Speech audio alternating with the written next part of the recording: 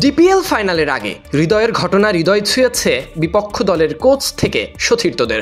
টুর্নামেন্টের সমাপ্তিতে আবারও দেখা চিরপ্রতিদ্বন্দ্বী আবাহনী মোহামেডানের দলের সাথে আছে নিষিদ্ধ অধিনায়ক। তবে মিডিয়াতে কোচ আর খেলোয়াড়দের কণ্ঠে তার না থাকার আক্ষেপ। হৃদয় বেসিক্যালি সবসময় জিততে চায়, সবসময় চ্যাম্পিয়ন হতে চায়। আর হৃদয়ের সঙ্গে আমার খুবই ক্লোজ একটা অ্যাটাচমেন্ট আছে। প্রথম যেটা ব্যান্ড হয়েছে তারপরও আমার তার সঙ্গে কথা হয়েছিল। লাস্ট যেটা ইনসিডেন্ট হলো সেটা আসলে আমি নিজেই একটু আপসেট হয়েছি যে আসলে আবার এটা হওয়াটা আমি মেনে নিতে কষ্ট হয়েছে। মিডল অর্ডার ও যখন খেলে তখন এমন একটা সিচুয়েশন থাকে, আমাদের অনেক সময় খারাপ অনেক সময় ভালো, তো ও থাকাটা খুবই দরকার ছিল। যেহেতু ও খেলবে না সেহেতু খুবই মিস করবো, আমাদের টিম খুব মিস করবো ওকে। থ্যাংক ইউ, আল্লাহ হাফেজ। হৃদয় কাণ্ড ছাড়িয়ে মুখোমুখি অলিখিত ফাইনালে দুই দলের খেলোয়াড়রা তাই অনুশীলনে। বর্তমানে সুপার লিগে পয়েন্ট টেবিলে শীর্ষ দুই স্থানে আবাহনী আর মোহামেডান। শেষ 4 ম্যাচে 4 জয়, 8 পয়েন্ট সংগ্রহ করে আবাহনী আছে সবার শীর্ষে। অন্যদিকে 4 ম্যাচে 3 জয়ের ফলে 6 পয়েন্ট সংগ্রহ করে পয়েন্ট টেবিলের দ্বিতীয় স্থানে রয়েছে মোহামেডান। ধারে কাছে নেই কেউ, তাই শেষ ম্যাচে আবাহনী মোহামেডান ম্যাচ তাই পরিণত হয়েছে অলিখিত ফাইনালে।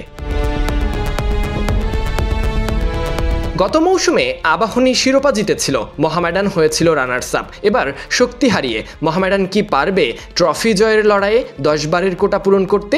যখন আবাহনী চোখ রাঙানি দিচ্ছে ধারাবাহিক জয়ে শিরোপা ঘরে তোলার। মঙ্গলবার মিরপুর শেরেবাংলা জাতীয় ক্রিকেট স্টেডিয়ামে অনুষ্ঠিত হবে ডিপিএল অলিখিত ফাইনাল। তাই শেষ দিনের অনুশীলনে দুই দলের খেলোয়াড়। এই অনুশীলনের মাঝে হয়েছে বৃষ্টি। স্বাভাবিকভাবেই তাই প্রশ্ন ওঠে ফাইনালের দিন কি হবে। ম্যাচের ওভার সংখ্যা কমলেও ম্যাচে যে দল জিতবে তাদের হাতেই উঠবে শিরোপা। যদিও লিগে মোহামেডানের চেয়ে 2 পয়েন্ট এগিয়ে আছে আবাহনী। মোহামেডান জিতলে দুই দলের পয়েন্ট হবে সমান। মুখোমুখি লড়াইয়ে এগিয়ে থাকা মোহামেডানের হাতে উঠবে শিরোপা, আর ম্যাচ পরিত্যক্ত হলে শিরোপা উঠবে আবাহনীর হাতে। Sadiq Ahmed, Sunny, BD Cric Time. Hridoy basically খুবই অ্যাটাকিং একজন প্লেয়ার।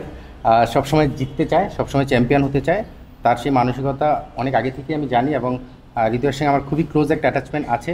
প্রথম যেটা ব্যান্ড হয়েছে তারপরও আমার তার সঙ্গে কথা হয়েছিল। লাস্ট যেটা ইনসিডেন্ট হলো সেটা আসলে আমি নিজেই একটু আপসেট হয়েছি যে আসলে আবার এটা হওয়াটা আমি মেনে নিতে কষ্ট হয়েছে।